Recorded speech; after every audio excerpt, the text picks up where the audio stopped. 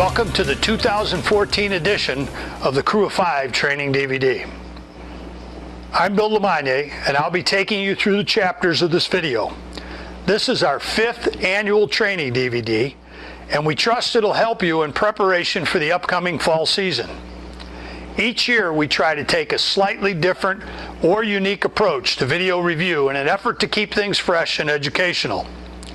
Our point of emphasis this season will be on the theme of taking ownership and taking responsibility for legal and illegal engagements that occur on the field. We believe if you and your crew take the same objective into the 2014 season, that you'll raise the bar on your individual and crew performance. Let's not be lucky calling a foul or lucky on an illegal block or an engagement. Let's do it on purpose.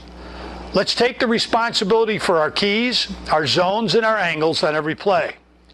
It's impossible to see everything, but if we step up to the responsibility and the ownership philosophy, we're going to stay focused throughout the game. You'll see examples of excellently officiated plays. You'll see also some examples of plays that we'd all like to have back. It's not our intent to single out any specific individual or evaluate their individual performance. Each of us should be able to picture ourselves in the same position or making the same mistake. We've all been there and done it at some time in our careers. The key to watching any play is to analyze the play for why it worked or why it didn't. Just saying the call is right or wrong won't help you make the call right in the fall. Put yourself on the field, responsible for the call. Apply all the things that go into sound judgment in analyzing the play. Rule knowledge, mechanics, fitness, game conditions, time and score. Use the principles of mental imagery to practice the play in your head. Visualize yourself officiating the play correctly 10 times. These imaginary rehearsals will be memory traces for your internal brain computer to use this fall when the exact play happens to you. Know how you handle it and call it before it happens. Don't let judgment be a surprise, conscious decision. Minimize the gray area and have your judgment ready. A second approach we hope you and your crew utilize is the philosophy to fish in my pond anytime you want. We only have one rule to go with this philosophy. Catch a fish, not a minnow. You're the guardian of the game. Do what's right for the game and the athletes, the kids playing the game. That game belongs to them, and our individual egos and pride need to take a back seat. Let me take a moment and thank Jamie Nicholson of VidCam Productions for his work in filming the games where these plays have been taken from. The quality of this video work gets better each year, and Jamie's provided us some great footage to dissect, analyze, and discuss. Also, Tim Kiefer, a respected IHSA state official and a member of the CCIW officiating staff, is back with us for the 2nd year. Tim's work in editing last year's video brought it to an all-time new level of quality. Take some time to visit Tim's website, officiallyspeaking.com, where you'll find an array of instructional videos to strengthen your individual and crew performance. Please keep in mind that the purpose of this video is to stimulate discussion. You may not always agree with the comments or suggestions, and that's all right. The key thing is for you, your crew, and your association to be challenged and agree on what works best for your officiating success. Our goal is to present you with what we call the best practices of football officiating. There'll be times the mechanics described may not be adopted by the NFHS. Several states, including the video on this DVD, use experimental or adopted mechanics differing from the NFHS. This will be true especially in the chapter on free kicks, where the umpire, line judge, or back judge may not be in the traditional positions adopted by the National Federation. We trust you'll find the DVD a valuable tool in preparing for the 2014 season. If you're like most officials, you can't wait for the season to kick off. Thanks for being one of the guardians of the game, and best wishes for an outstanding 2014 season.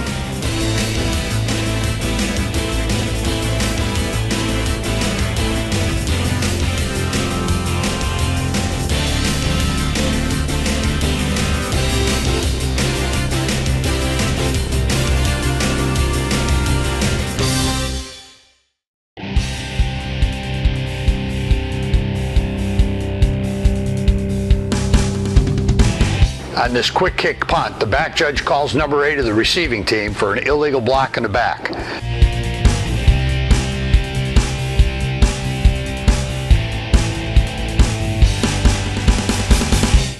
It appears this is a side block as it opens up the defender to the side. Even the subsequent contact of the second defender is on the side. Because of the quick kick and the potential coverage of the kick near the goal line, the back judge probably didn't see the contact start to finish and maybe had a knee-jerk reaction in throwing the flag. There's a lesson learned. You're better off in most situations to pass on throwing your flag when you only saw part of the action. The more interesting block occurs further upfield on the return when number 1 comes across with a blindside block at the 35-yard line. It appears the block is at the shoulder and not to the head-neck area. The key thing in this coverage is which official can take ownership and say they saw the block start to finish. Whether the block is legal or had number 1 gone to the head-neck area on the defender, who would have the best view? The line judge, the umpire, or the back judge? Our job is to see and rule on all engagements, legal or illegal. Head linesman, line judge, back judge. Set your keys at the snap. Who has the widest man to the head linesman's side as he comes back in motion prior to the snap? Do you flip-flop your keys or stay with your original keys when team A set? When number 12 comes back in motion and the ball is snapped, most likely the head linesman has his zone filled with pulling linemen and the runner coming toward him. The back judge has to take ownership and responsibility for the block by number 12. The block appears legal at the shoulder, but definitely a block someone on the crew needs to say they saw and deemed legal. Good play to discuss with your crew and the coverage of this action. The head linesman has a good call for an illegal block in the back on this punt return. Good work getting downfield after the ball is kicked and then picking up the players at the point of attack. The Team B player pushes the defender past the punt return man around the 20-yard line. The head linesman continues to officiate the play and has the return man stepping out of bounds at the 37-yard line. It's a well-handled play by the head linesman. As the play develops downfield on this long run, watch the block by Team A, number 5, who picks a defender, number 45, off at the A 37-yard line. The block is on the side and to the shoulders of the defender, and the hit occurs while the runner is going to the ground.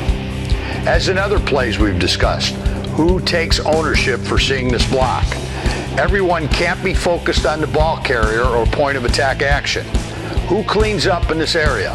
The umpire or the line judge? The back judge and head linesman will be focused on the sideline action. It's critical that others on the crew recognize how a play is developing and where we need to look and help out. Hopefully the umpire can say he saw this action and ruled it legal. Keep an eye on number 24, the back who lines up just off the right end. Whose key is number 24, and when will the crew shift into zone versus key coverage for this blocking? Number 24 engages his opponent nearly 10 yards downfield at the right hash and appears to be on the side with his initial contact.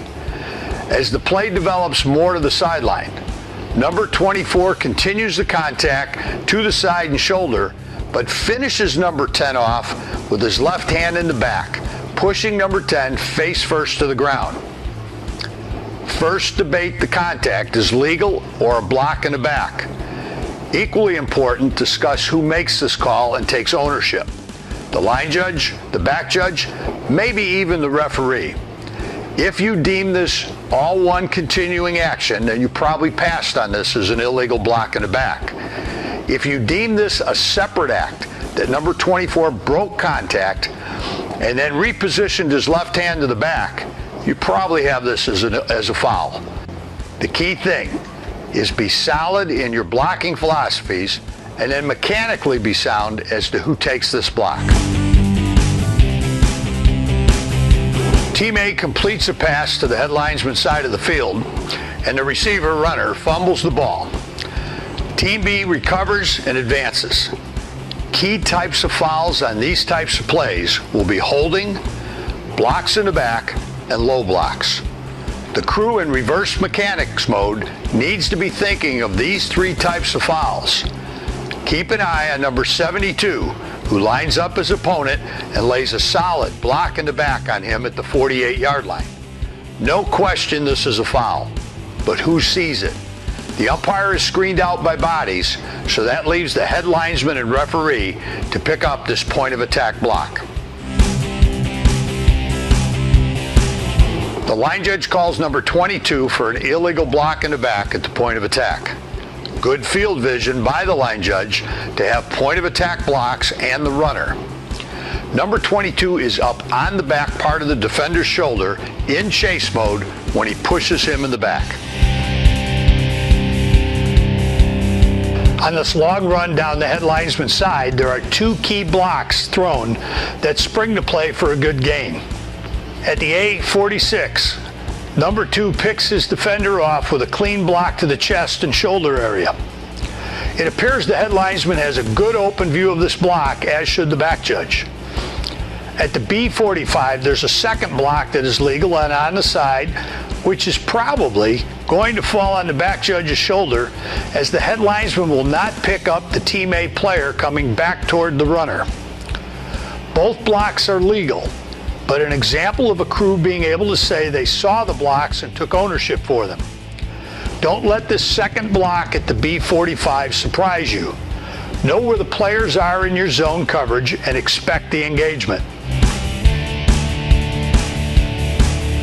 We won't see the block in question on this play that goes 99 yards for an apparent touchdown, but the dynamics of handling the play is unique.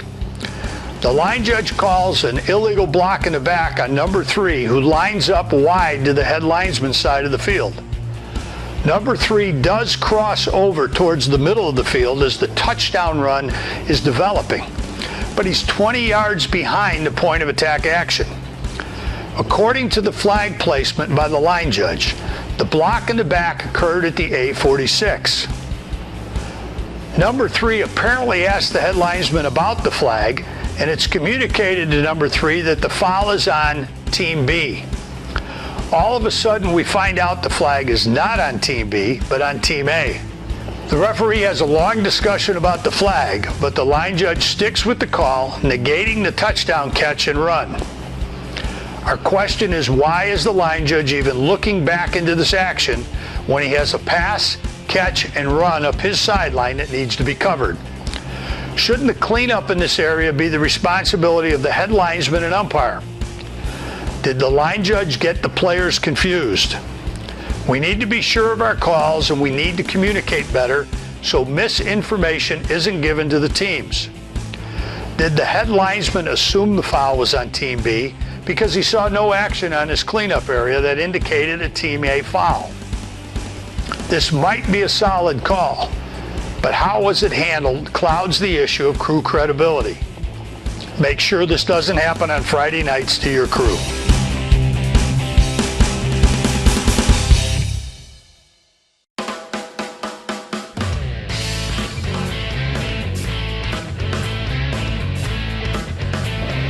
The back judge rules this pass in the end zone is incomplete and trapped to the ground by the receiver. This play opens up to the back judge's view. The line judge recognizes he can't see the potential catch trap and looks to the back judge for help. It's well handled by both officials. Potentially, we have a simultaneous catch versus an out-of-bounds play. The head linesman rules out of bounds and incomplete.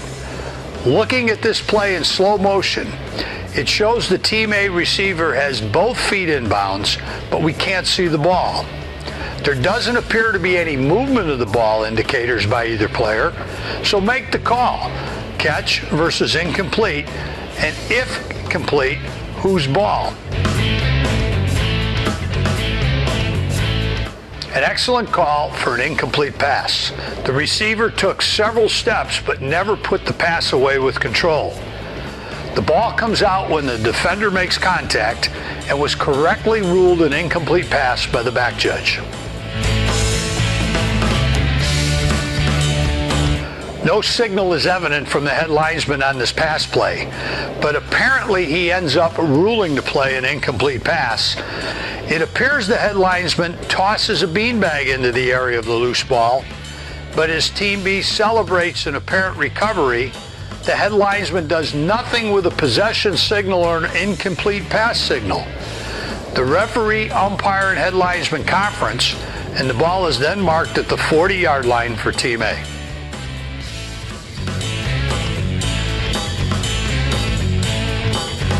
The back judge has an excellent call for the receiver coming down beyond the end line. This is not a catch, not a touchdown.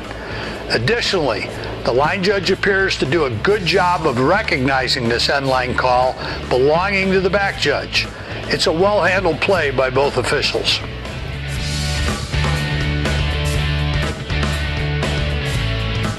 This appears to be an excellent call for a tight sideline catch by the head linesman. It appears the receiver has his foot down inbounds with the other foot in the air when he makes the catch. The head linesman stops at the 45-yard line to observe the action. Much better than moving and trying to make this call. After the ruling of the catch, the head linesman moves to the spot and signals the timeout for the new first down and the receiver going out of bounds after the catch. The line judge rules a catch at the sideline, with the receiver then stepping out of bounds. The line judge gives the catch signal but never stops the clock. This is another example of us not sticking to our basics on officiating 101. Let's start being consistent on our clock awareness and signals and forget the NFL catch signal. A correct ruling by the line judge for a catch and down inbounds by the receiver. The right foot is first to touch inbounds, and then the left knee touches down on the line. Back judge, please give up on this catch signal. First, this is a tight play at the sideline and it belongs to the line judge. Only he can rule inbounds versus out of bounds on the potential catch. This is not the back judge's call. The back judge can help with the receiver's potential control of the reception, but that's all. Go and talk to the line judge just as you did, but this ends up being the line judge's call, not yours.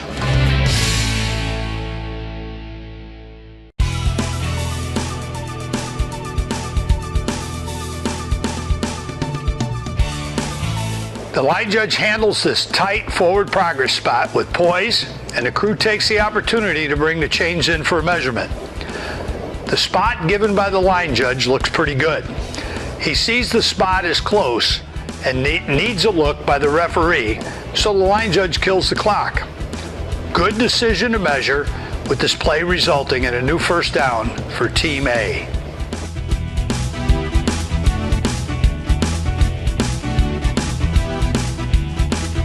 First and 10 at the A 48-yard line. The head linesman rules the runner short of the line to gain. Not an easy call when the runner's foot steps on the sideline to get the precise spot where the ball is. The head linesman is right where he should be, viewing this play from behind. The best you can do is try and read the body position of the runner and whether he's extending the ball or not when he steps out of bounds or is down. The head linesman is marking the ball short on first and 10, which isn't critical. But what if this was third or fourth down? Our gut feeling says this was probably a new first down, but the video evidence is inconclusive, so we go with the official and the play stands as called. On this punt play, the kick is muffed by the receiving team player. It's recovered and advanced. The back judge gets a beanbag down after possession at the 42-yard line.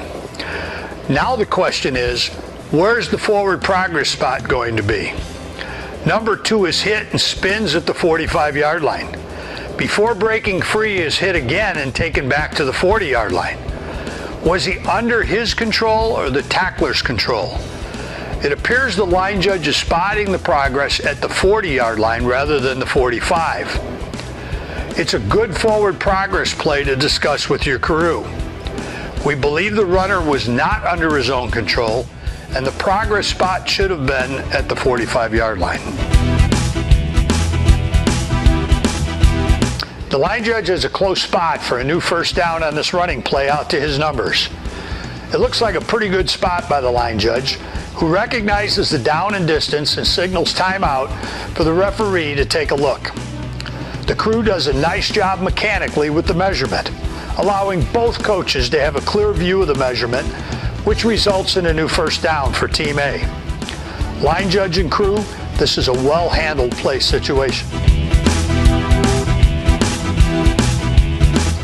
This play first caught our eye when we thought the wing officials missed the progress spot by 5 or more yards when the receiver made the catch, ran forward, and was hit and driven back 5 yards. Looking at the play a second time in slow motion, the head linesman and line judge have an excellent call for forward progress at the B46. The receiver actually caught the pass with a knee down at the B46. Kudos to both officials for their hustle, judgment, and correct call. On this 4th and short play from just inside the B10, we have a good job by the head linesman coming in and selling his spot for a new first down. A good pinch by the head linesman coming into bodies, stopping the clock, and the new first down is awarded to Team A. On 4th down plays, this is an excellent example of when to sell a call. Had this been 1st or 2nd down, rushing in would not be needed. Team possession is at stake, so this is an example of making a call rather than acknowledging a call. The line judge has a tight, close progress spot related to the line to gain and a possible new first down. He holds his spot and shrugs his shoulders and arms as the referee looks at him for the progress spot ruling. The referee wisely tells the line judge to stay put while the referee gets the ball. The line judge continues to walk in towards the hash mark where the ball is spotted for the ensuing measurement. We recommend the line judge eliminate the shrug gesture, hold his spot, and have the ball brought out to him to place and then measure. Strangely, the first plant of the front stake indicates the ball is just short of the line to gain. The front stake is then readjusted back a few inches and a new first down is awarded. Hopefully when the first look took place, the clip placement was off, and that's why the adjustment. The head linesman has an excellent forward progress spot as the receiver runner is initially hit and driven back. The runner is still under his own control and breaks off the hit to move upfield. The head linesman appears prepared to rule on potential progress from the initial hit and decides the runner is at this point on his own and not under control by the defender. Excellent mechanics and judgment by the head linesman on this play. The Team A quarterback ends up being sacked on this potential pass play for a pretty substantial loss. The referee does a nice job of continuing to watch the action on the quarterback going to the ground. It's the type of play that actual progress can be in question. The head linesman has flowed too quickly and too far downfield and can't help with the progress spot. It appears the referee has a spot at the B29 with his quarterback going down at the B34. The referee looks back to the line judge for help, which seems to be confirmed by the line judge. The spot is off by a few yards and demonstrates the need for wings to read, react, and move with a purpose. Keep in mind that a precise spot is our goal. A good general area is acceptable. Team B is celebrating a great play and loss. No one has a tape measure out to see how precise the loss was.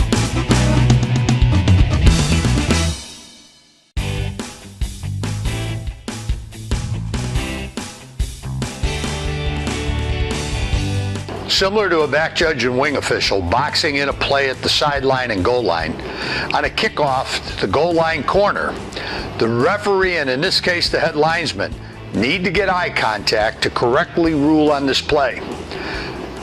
The Team B receiver catches the kick in the field of play, then steps backwards and out of bounds at the 2-yard line. The referee assumes this is a touchback and not once, but twice signals a touchback. Not a good way to start the game. The crew, however, corrects this miscommunication and correctly spots the ball at the 2-yard line for the first snap from scrimmage. Probably a good play to discuss had the receiver taken the kick from the 2-yard line and into the end zone, and 1, down the kick, or 2, the referee blew what would be an inadvertent whistle. Stepping out of bounds at the 2-yard line was probably a blessing in disguise. This sounds pretty simple, but in watching a lot of Crew of 5 video, we see officials who don't put themselves in a good position to view the action. The line judge on this kickoff does exactly what he should. He puts himself back at an angle to view the kick, the catch, and the return, and the action coming down the field toward the kick return. Having this angle and field of vision gives you a better chance to see potential problems and engagements. Too often, the official is positioned where he's looking over his left shoulder for the catch, and then he's looking back over his right shoulder to see potential blocks, never really seeing anything start to finish. Again, a simple example of how it could be done.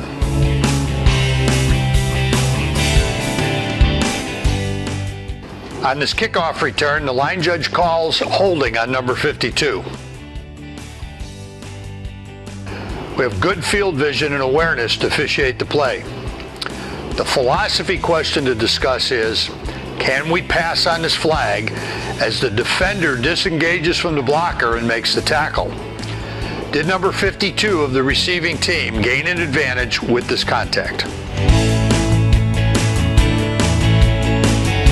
A correct call by the head linesman for the kicking team encroaching. The third man in from the bottom of the picture is a full yard ahead of the kick.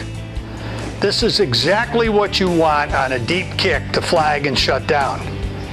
Give the kickers a half a step, but not a full step or yard on a deep kick. Of course, don't give any slack on an onside kick where the advantage of even a half step is critical.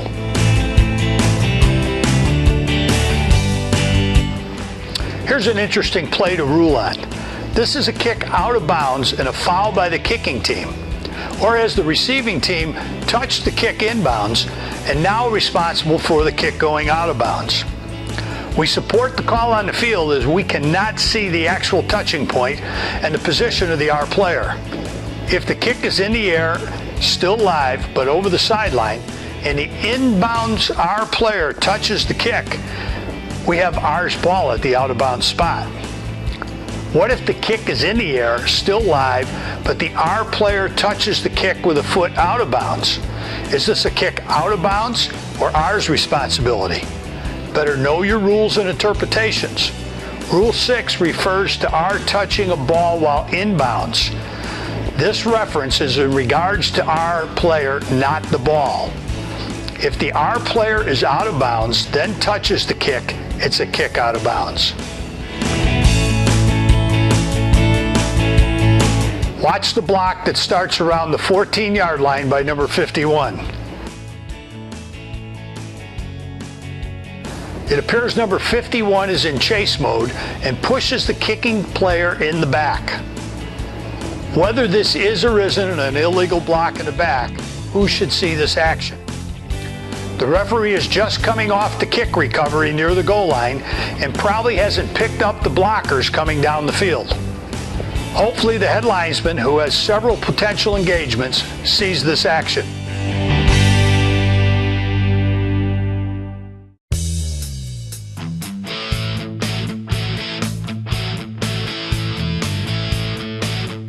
Good hustle and ruling by the line judge for a touchdown run starting at the B41. We recommend the line judge stay off in the white rather than coming into the field of play during the run. It's a good adjustment to get back to the sideline and work your way downfield. The runner is being tackled at the goal line pylon, so the tandem mechanic coordination is needed between the line judge and back judge. The line judge knows whether the runner is in or out of bounds. The back judge will know whether the runner breaks the plane of the goal line or not. You can see the line judge looking into the back judge for confirmation before going up with the TD signal. This looks good. Overall, this is a well-officiated play.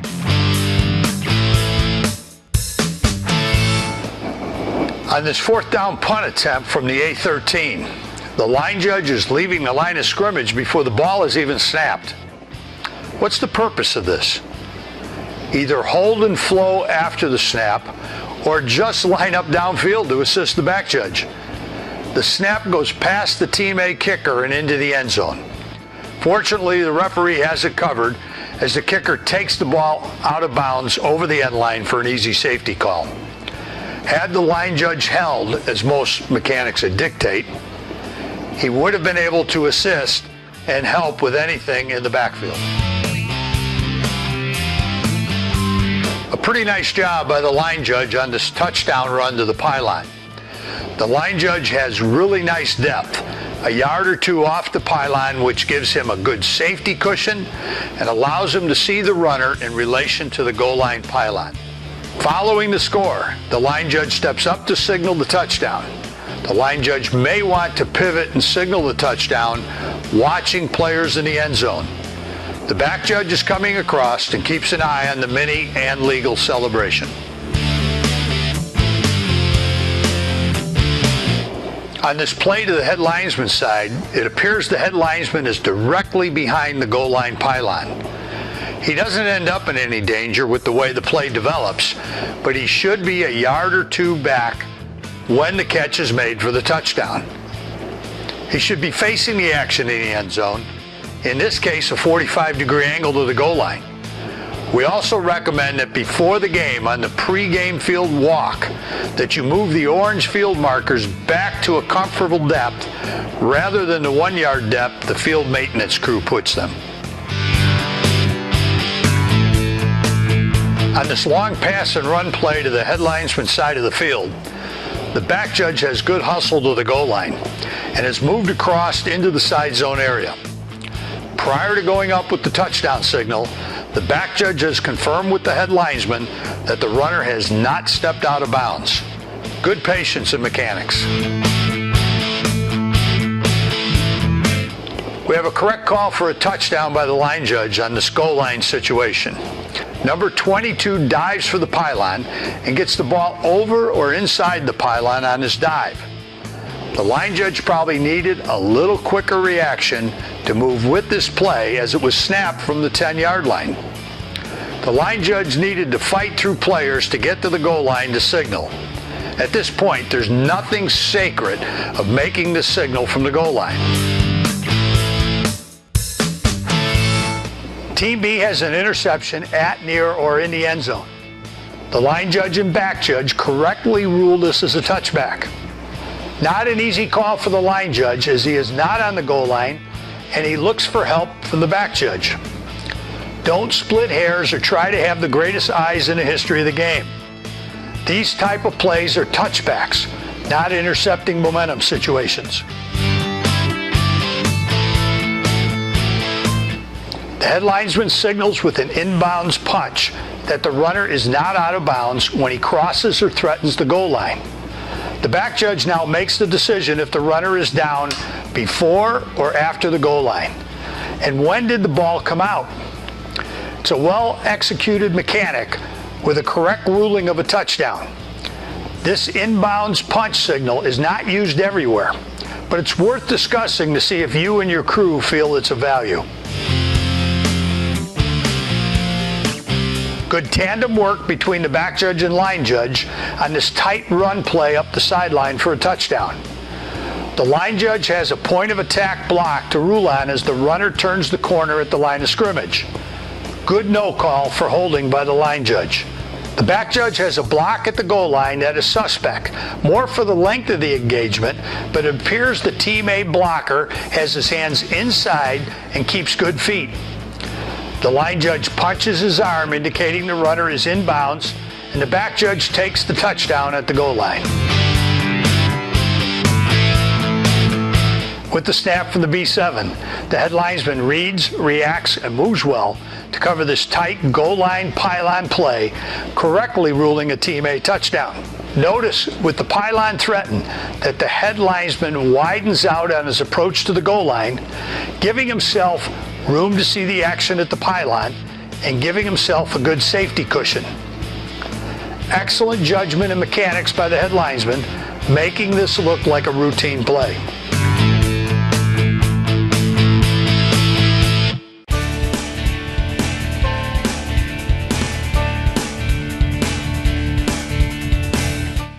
On this quarterback run to the head linesman's side, Team A, number 3, is engaged with Team B, number 20.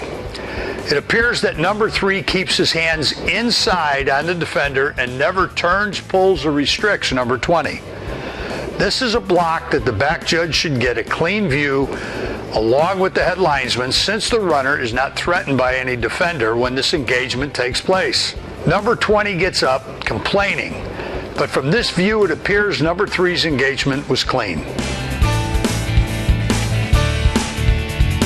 Normally in our philosophies on holding, we say it takes a lot more for a 2-on-1 block to draw a flag than on a 1-on-1 blocking scheme. Watch the 2-on-1 blocking of number 70 and 78 as they end up throwing the defender to the ground. The run breaks off the left side with this suspect engagement on the right side. Is it a foul? Because it's out in the open in a takedown, this should be a foul for offensive holding.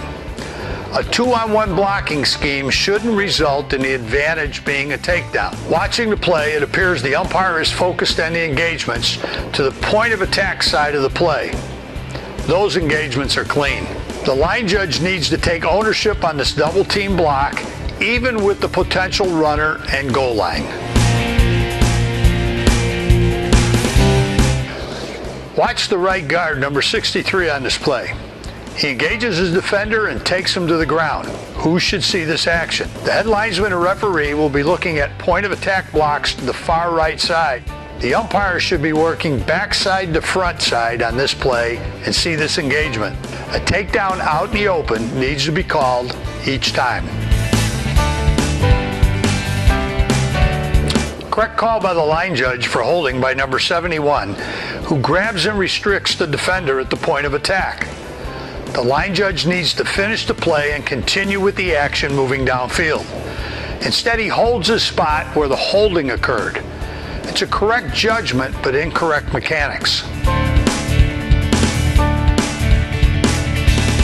On this punt play, with the kick going out of bounds, the umpire has defensive holding on the second lineman to the right of the formation. Philosophy says this is not a hold by Team B. No question there's an engagement, but has Team B gained any advantage on this play? Maybe going a little slower and reading the play might prevent this judgment call. Now let's talk Federation penalty enforcement. Is this a PSK foul or a previous spot foul? You need to know as possession of the football is at stake. A correct call by the referee for holding by number 77, who grabs and throws the defender to the ground. Even though this play went quickly to the opposite side of the field, a takedown out in the open needs to be called each and every time. The right tackle could have easily drop-stepped and pushed the defender, creating the same blocking advantage. A correct call for holding by the right tackle, who's beat on the play and tackles the defender in the backfield. The referee is looking at the right place, right time. After throwing the flag with the play still live, the referee moves up to adjust his flag rather than continuing to officiate the rest of the play. The head linesman may need some help over in the side zone with this continuing action. The line judge has a correct call for holding on number 77, who grabs and restricts the defender with a pretty solid shirt pull, taking steps away from the defender in his pursuit of the runner at the point of attack. Good judgment and point of attack coverage by the line judge. The referee has an offensive hold in the backfield, apparently for a grab and restrict at the A48. Nearly a 25-yard penalty after this enforcement. This is an example of the severity of Federation rules regarding these type of fouls being spot fouls rather than previous spot fouls. Please work through your local associations, state associations, and any other organization with ties to the NFHS to change this enforcement issue. When we talk about advantage-disadvantage, this is an example of an over-advantage by Team B. It's nearly impossible to keep a drive alive following a 25-yard loss rather than a 10-yard loss. As the runner turns the corner to the line judge side, there's a pretty strong restriction and takedown that allows the runner to turn upfield for a long gain. Both the line judge and back judge should have a view of this engagement and take ownership for the block. At the end of the play, the runner is clearly out of bounds when number 32 knocks him to the ground, and we have a good call by the line judge for this late UNR foul.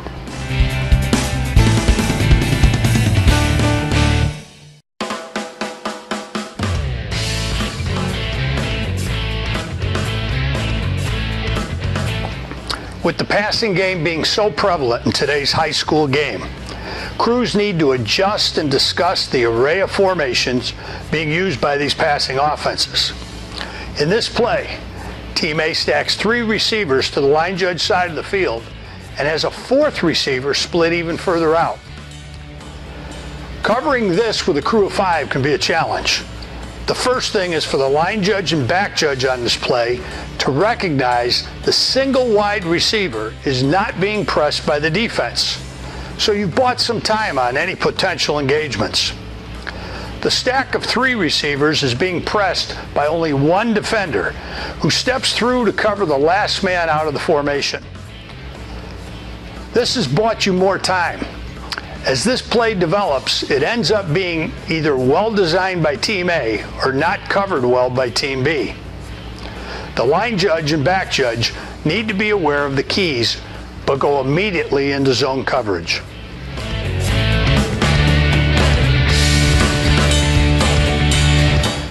On this low pass play, the line judge looks for confirmation from his umpire before ruling to pass a catch.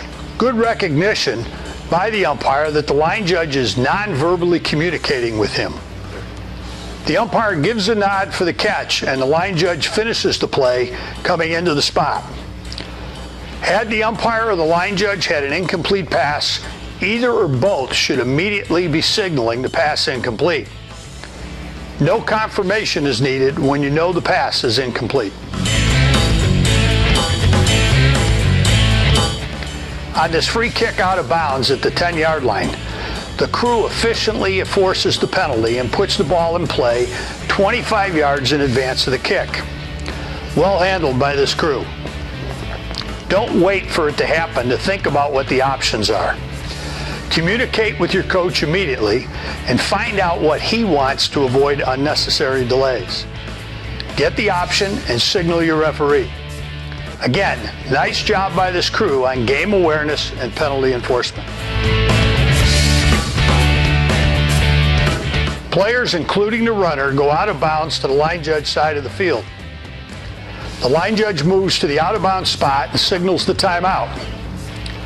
When you move to this spot, make sure all the action coming towards you is over, and then pivot and turn facing the out of bounds rather than the field of play and looking back over your shoulder. You need to be watching the continuing actions of the opponents who are out of bounds. Good hustle and coverage by the back judge on this long touchdown pass and run. Suggestion: just give the touchdown signal in the direction you are facing rather than turning around to the press box. Don't turn your back to players. Continue to watch players in the end zone instead of getting press box time. Back judge and crew, start the new series on the front edge of a line. Where did the receiver make the fair catch? The 36, the 35, or the 35 and a half? You can't tell, and neither can the back judge. Do yourself a favor and start the new series on the front edge of a line.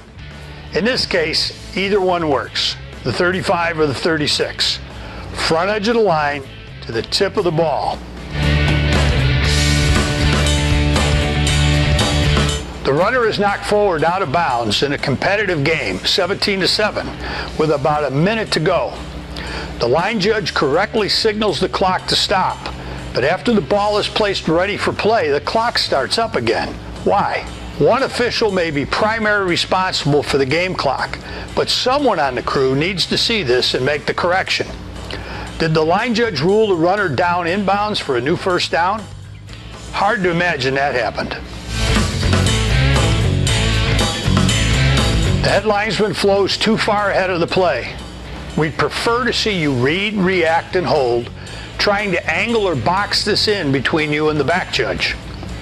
The pass ends up obviously incomplete, so remember, this is an acknowledgement signal. There's no actual call being made. Everyone knows it's incomplete. Just work on getting that acknowledgement signal up with arms parallel to the ground, rather than doing the Charleston dance from the Roaring '20s. On this punt play, the kicker shanks the kick short and out of bounds to the line judge side of the field. The line judge recognizes the kick going out of bounds on the fly and goes beyond the kick, turning back to look for the referee to line him up for the out of bounds spot. Overall, well handled.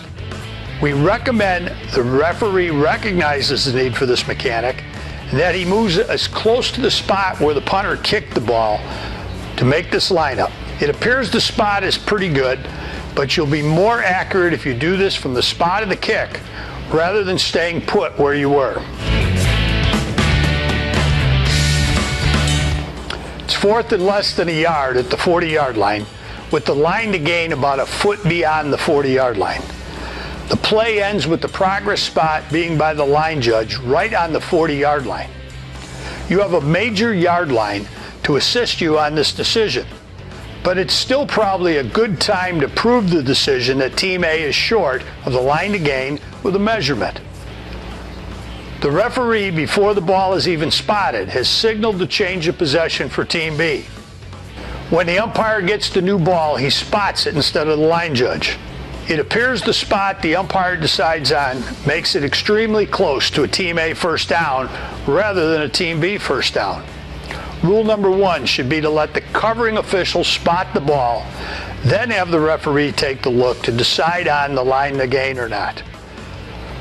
This spot leaves a question as to the team possession at the end of this down.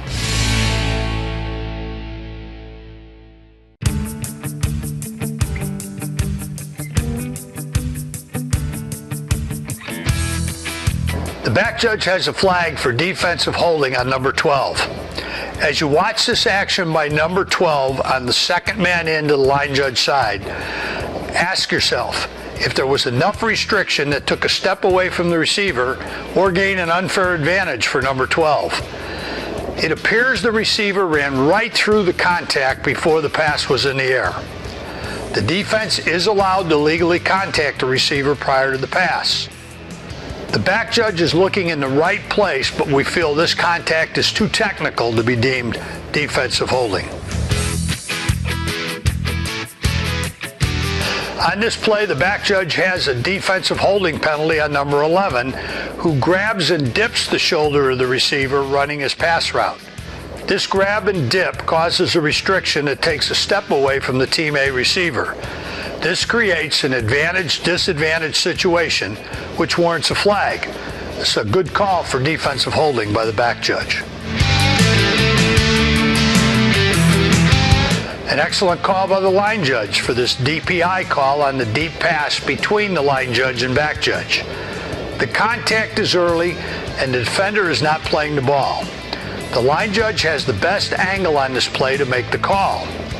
The back judge probably suspects DPI, but looking through the backside may not be able to rule on the timing of the contact in relation to the ball. This is exactly what we mean by working keys, zones, and then the angles. This is a good example of touching not being a foul for DPI. The line judge and back judge both have clean views into this play. Neither player gains any advantage or restriction on their opponent. It's well handled by both officials. The back judge and head linesman have a correct call for defensive pass interference, playing through the back. As the receiver goes up for the pass, number 24 goes through his back for the interference penalty. Good tandem coverage on zone and angles by the back judge and head linesman. Here's a bang-bang play to watch, rule, and discuss. Is this early contact for DPI or great timing and a good no call by the line judge and back judge? It's not in the classification of face guarding, as the defender doesn't wave or attempt to block the view of the receiver. The defender is just trying to hit the arms of the receiver when the ball arrives. Watching this several times in slow motion, something neither official had the advantage to do, we feel this is a great no call and not DPI. The ball appears to touch the defender's back at the contact point. The back judge has a correct call for this DPI hook and turn by defender number 3 over the middle. Remember, the touching at the waist is not a foul. It's the turning or pulling with the arm that creates the advantage.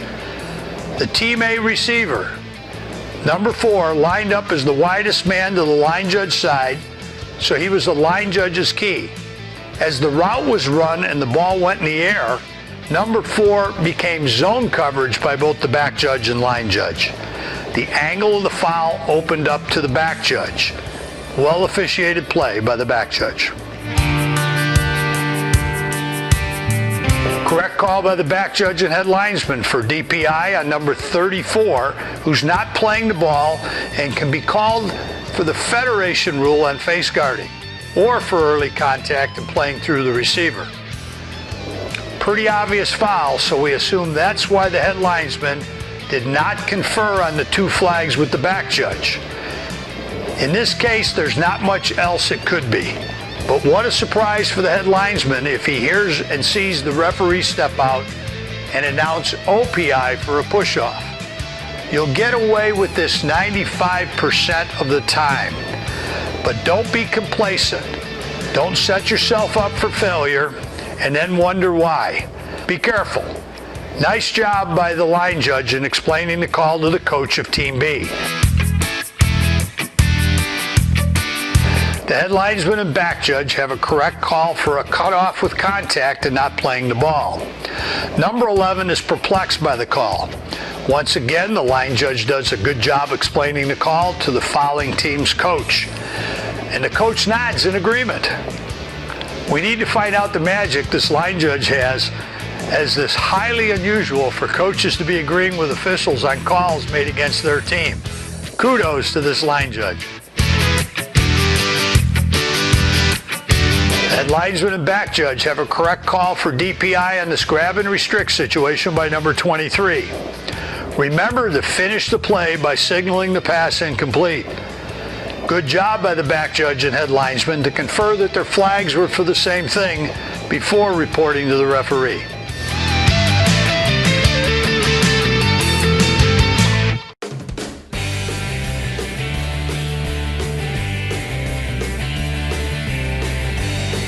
The head linesman has a correct ruling for this pass being forward and incomplete. The pass is released from the A33 and hits the ground just over the A34. These can be a challenge for the referee and wing official in a crew of 5. Generally, there isn't an official looking right down that line. So the key is to pick up the release point of the passer and then the contact point where the pass first touches a player or the ground. Head linesman is right on the money with this incomplete pass ruling. We just recommend a stronger, cleaner signal by the covering official.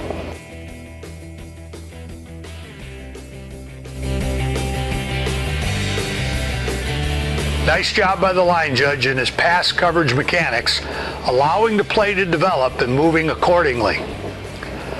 At the snap, the quarterback rolls to the line judge side.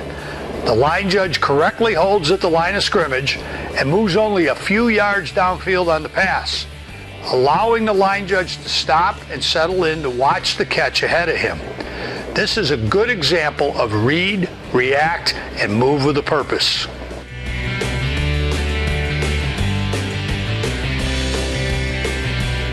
In this play, the line judge starts to flow immediately downfield when he reads the quarterback on the drop back pass. When the pass receiver is on the same yard line as the line judge and moving toward him, safety is our first concern, as you don't want to become part of the sideline action. Second, you'll get a bigger and better view of the action if you had held the line of scrimmage and turned with the action, moving forward with a purpose. Things ended up okay for the line judge with a good ruling of down in bounds and then realizing the new first down with the timeout signal. Be patient on these plays and hold that line of scrimmage longer. The line judge is screened off on this pass to his side of the field. He ends up looking through the back of the receiver who is going to the ground. Excellent job by the line judge to recognize he can't see the ball and the potential trap versus catch situation. The line judge immediately looks for help from the back judge or umpire. Well done, and shows some good awareness skills by the line judge. The back judge confirms the catch to the line judge, who then gives the catch signal. I'm not a fan of the catch signal in the first place, but if you're going to use it, it's because you saw the catch 200% of the way. Never use it because you weren't sure and your partner called it. On this fourth down play from punt formation, the snap goes well over the head of the punter, who recovers the ball, scrambles, and then throws a desperation pass downfield. We have suspect intentional grounding, and the referee and head linesman need to recognize this. The head linesman looks around for a receiver, but seems to hesitate in going to the referee with any information. It appears two eligible numbers are in the area of the pass. However, Team A was using numbering exceptions on this potential punt play, and these players were neither on the end of the line or in the backfield. It appears Team A should have been penalized for intentional grounding. This is a big play in terms of potential yardage, from an incomplete pass to a spot foul, +5, and loss of down, giving the ball to Team B in great scoring position. This is a need-to-know play situation that you want to get right, and get it right on purpose. The snap is at the B16. The umpire has ineligibles downfield at the B10 on a pass that crosses the line of scrimmage by 2 yards or more. It's a correct call by the umpire for the ineligibles downfield. The head linesman correctly rules the receiver completed the process of the catch, controlling the pass and then doing something common to the game before fumbling the ball on his own, where it goes out of bounds beyond the line to gain for a new Team A first down. Nicely officiated play by this crew.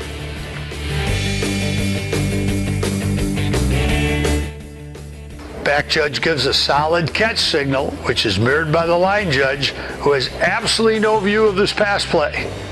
You know we're not a fan of the catch signal, but we'll concede that it was designed to emphatically show that the official using the signal saw the play and is 200% correct that this is a catch.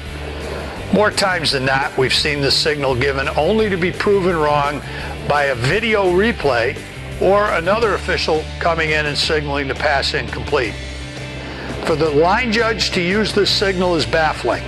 You're telling everyone emphatically you saw and ruled the catch. The line judge couldn't rule on this either way. Good job by the back judge to spot the new first down at the front edge of a line.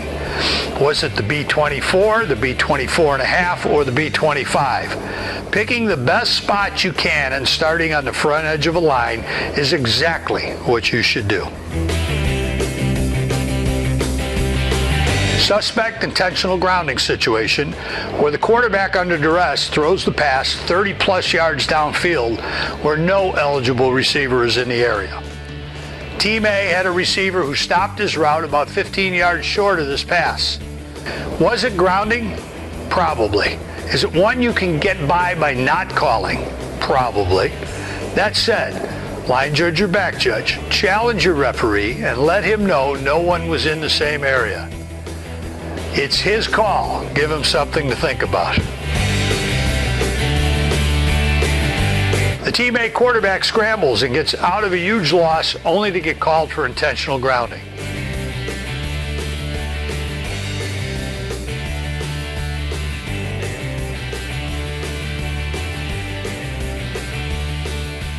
Referee and head linesman conference on the call, which is good.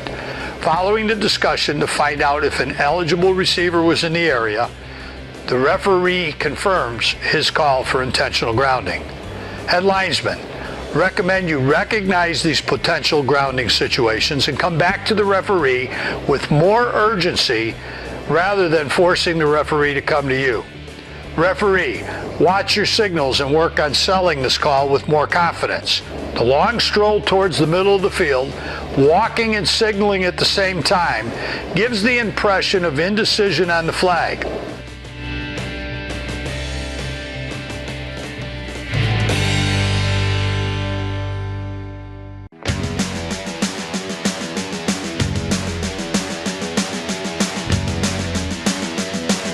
On this kickoff return to the head linesman side of the field, watch the action as the runner crosses the 20-yard line.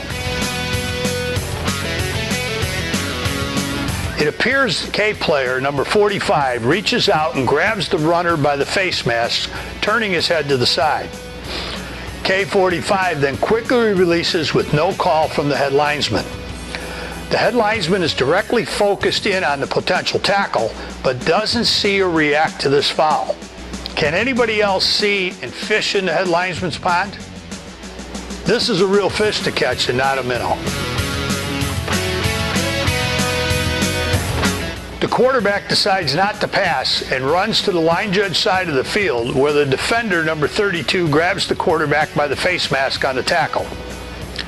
The line judge makes the call for a 5-yard face mask penalty. It appears the head of the quarterback turns pretty good from this grab. We recommend this be a 15-yard penalty anytime the head turns, is pulled, or is the primary spot of the tackle. Also, the line judge has flowed too far downfield and is working this play more as a field judge than a line judge. Work on that read, react, and move with a purpose philosophy. This game has gotten chippy with tempers flaring. After the play with a DQ foul against number 21 on Team B, the crew stops the game and basically lays the law down to both teams on behavior expectations. Good job. Do what you need to do to control the game. Now the coaches need to lay the law down to their teams. On this kickoff into the end zone for a touchback, the referee and the line judge have a UNR with disqualification on the home team. Excellent dead ball officiating after the touchback. The hit was totally unnecessary by number 85, who just lines up the kicking team player and lays him out. 40 seconds to go. Guess that speech you gave the teams earlier in the quarter didn't mean much to the players or the coach. Prior to the next snap, the referee gives both teams a second butt chewing. Post-game handshake had to be interesting. Trust the officials got off the field and didn't have to supervise that mess.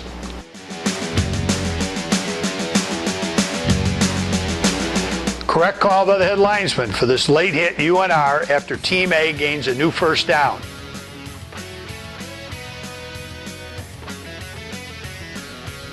Following the penalty enforcement for the UNR by Team A number 2, it's still 1st and 10. Looking at the play, it appears both players got a late shot in after the play. Look at the action by number 2 and make the call regarding this as just a UNR foul versus a striking or punch foul. If a punch, number 2 should be DQ'd. Make the call. The head linesman and back judge have a correct call for this late hit out of bounds on a kickoff return.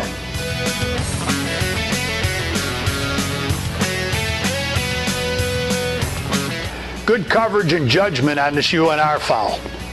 Number 6 has contact after the runner is clearly out of bounds.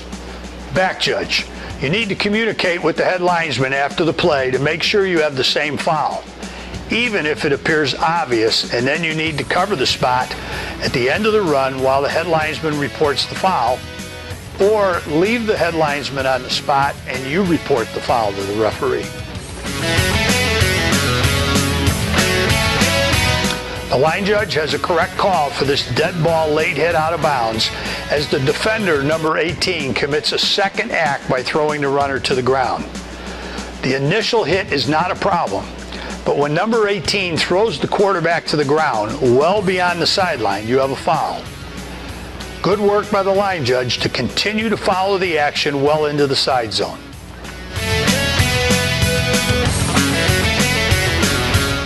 On this play to the head linesman's side of the field, make the call. Does the defender make a legal tackle, or does he hit the receiver in the head-neck area or dip the crown of his helmet into the receiver? These are difficult situations for wing officials, as your focus has been, in this case, to your left, watching the catch, and now from 180 degrees away comes the defender and the hit just explodes on you. Normally, we'd say the umpire or back judge may have the approach of the Team B player rather than the head linesman.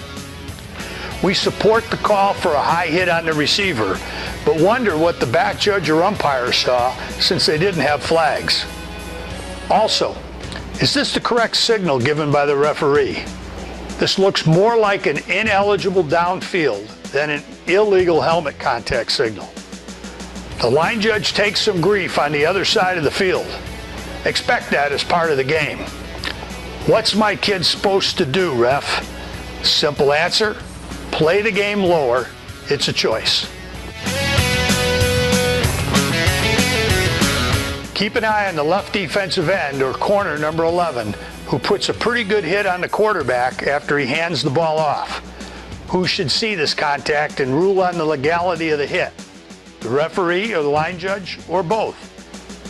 Is the quarterback carrying out a fake and open up to the hit? If number 11 really thought he had the ball, would he be tackling the quarterback or just blowing him up? We feel this hit was totally unnecessary and should be a foul. An excellent call by the umpire and referee for this late UNR hit by number 4, who clears off number 68 well after the play ends. These are the types of plays that can define your crew and demonstrate solid game control skills. The run ends up a new first down, so the crew correctly has a new 1st and 10 following the penalty administration. Well done both on the dead ball officiating and the penalty administration.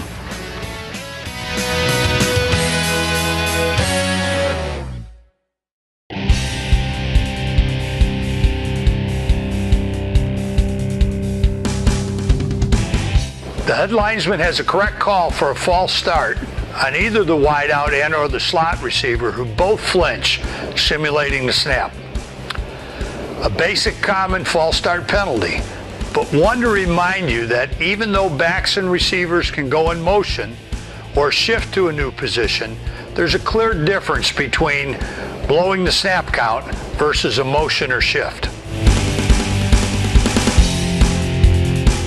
Head linesman has the inside slot receiver, number 2, on the line of scrimmage and covered by the widest receiver, number 3. When number 2 touches or catches the pass, the head linesman has the option of an ineligible downfield or illegal touching of a forward pass by an ineligible receiver. Illegal touching is a 5-yard penalty and loss of down versus just the 5 yards and repeat the down for an ineligible downfield. I've been there and done that, just as this referee rolls his arms for the signal versus the illegal touching or ineligible downfield signal. Know your signals, practice your signals, don't wait for it to happen in a game. It's debatable based on your philosophies if number 3 is on or off the line of scrimmage. Can this be a talk-to situation with the player and coach versus a flag? The key thing is that the head linesman and line judge be on the same philosophy page, so tonight's game is called the same way on both sides of the field. Good call and alert by the back judge to count and flag Team B for having 12 players on the field at the snap. The back judge shuts the play down for a dead ball penalty as the 12th man is on Team A's side of the line and only to the hash mark in his attempt to get off the field. We're generally not sticklers on formation foul situations, as in most cases they have no effect on the play and generally just interrupt the game. That said, on this 4th down punt from the A45, only the Team A center is on the line of scrimmage. The entire offensive line hasn't come close to breaking the waistline of the snapper. The head linesman has his hand on his belt signaling the line judge that the formation is illegal. We assume the line judge is mirroring this signal back to the head linesman. Immediately with the ball being snapped, both the head linesman and line judge have flags up in the air for the formation foul. Line judge, immediately after communicating with the head linesman, get to your coach for this decision on whether this penalty is accepted and replaying the down, or decline with the result of the play at the 22-yard line. Head linesman calls Team B number 45 for encroachment. Number 45 is the defensive end on the line judge side of the field. This may be the correct call, but why doesn't the line judge have a flag and a whistle too? The head linesman starts to move downfield on the snap and then tosses his flag and realizes this is also a dead ball foul. This crew needs to get in sync and call the game the same way on both sides of the field. On this PAT attempt, Team B is called for encroachment. The play goes through and the referee indicates the try is good and the penalty is declined. Obviously not correct by Federation rules, with this encroachment being a dead ball foul. Fortunately, a crew member stepped up and informed the referee that this was an incorrect enforcement and the try became a do-over. The head linesman rules the left tackle move prior to the defender entering the neutral zone directly across from the tackle. Good, quick communication from the head linesman to the referee to keep this enforcement moving quickly. No need to run into the referee from this distance when a preliminary signal can expedite the process. Well handled, especially when there's just one flag down and no crew interaction is needed to sort out the foul.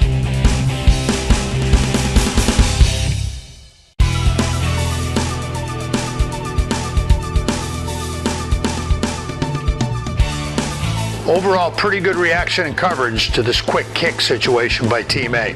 The back judge hustles back and is in good position to rule the kick did not break the plane of the goal line. The Team A player keeps the ball in the field of play around the 2-yard line. We're not sure the Team A player actually possessed the kick. It appears to be more of a muff than possession. The back judge is a little quick blowing this play dead, but probably fortunate because no Team B players are in any position to pick up and return the kick touched by Team A. Just a reminder, don't go too quick with a whistle and signal. Possession of a kick requires the process of control to be completed. Good job by this crew in shutting down this PAT attempt when the kick attempt is blocked and it's obvious the kick is no good. Each crew member has to have that subtle reminder that blocked PAT kicks are different in Federation than field goal attempts. The ball becomes dead when it's obvious the kick is no good on try downs versus the live ball situations on blocked field goal attempts. This is handled well by this crew. On this play, Team B has a block at the 20-yard line, which appears to be in the back by the Team B player. Line judge, are you looking here rather than watching the ball of the kick? The punt is touched by the kicking team around the 12-yard line, and the back judge has a beanbag down for the touching. The punt continues down to the 1 yard line where Team A downs the ball. The back judge is a little lax in continuing his coverage to the goal line. Team B would prefer a touchback rather than a 12-yard line, so continued efforts are needed here. It's a good play to discuss the block and the touching situations, along with the potential penalty enforcement had the line judge called the block in the back. Correct call by the back judge on this muff punt recovered by the kicking team. It's recommended on any change of possession type play that the primary covering official, in this case the back judge, give a possession point indicating the kicking team has possession of the ball. The punt is muffed by the receiving team near the line judge side of the field. When does the kicking team actually recover the ball? The line judge appears to be slow getting down to cover this action. The back judge ends up making the call and awarding the ball to the kicking team. This is a tight, close play that required better hustle by the line judge, even if the back judge is right on the call. On this 4th down fake punt and run by Team A for a new 1st down, watch the reaction by the head linesman and line judge at the snap. At the snap, and per basic mechanics, the line judge heads downfield to help the back judge with punt coverage. The head linesman holds the line of scrimmage, waiting for the kick to cross. The head linesman correctly reads the fake punt and holds his position, covering the run for a new Team A 1st down. Nice read and react by the head linesman. The punt hits a receiving team player and is recovered by the receiving team. Good reaction and coverage by the back judge and head linesman to see and rule on this action. The only recommendation we make is for the head linesman to hold the line of scrimmage longer for the kick to cross before leaving to help downfield. Don't assume Team A will punt. Read each play and react accordingly. The back judge has a tough decision to make on this punt play with a fair catch cleanly made by the Team B receiver. Number 20 of the kicking team does make slight contact with the receiver after he makes the catch. No question by the strict interpretation of the rule that number 20 has created a dead ball UNR foul situation with this contact. He was not blocked or forced into the Team B receiver. The back judge opts for a no call as the contact does not impact the catch or really create a strong UNR situation. Would you call this or pass on it? Team B coaches are begging for a flag. One of those gray area situations where we would support you for your judgment either way.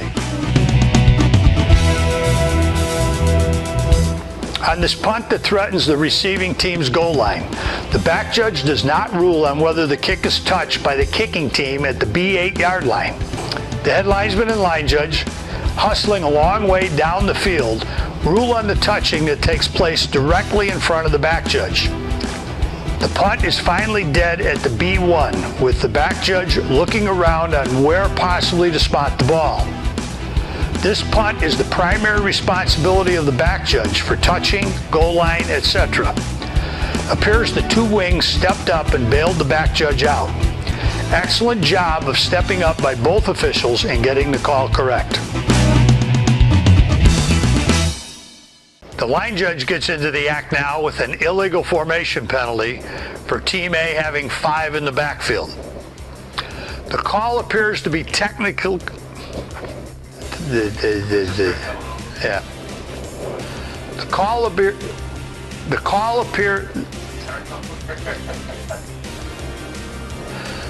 appears to be technically correct as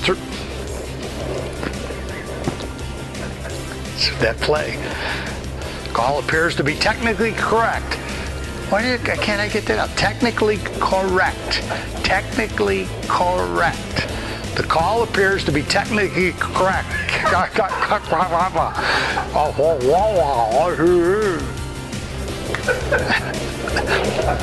You hit those points.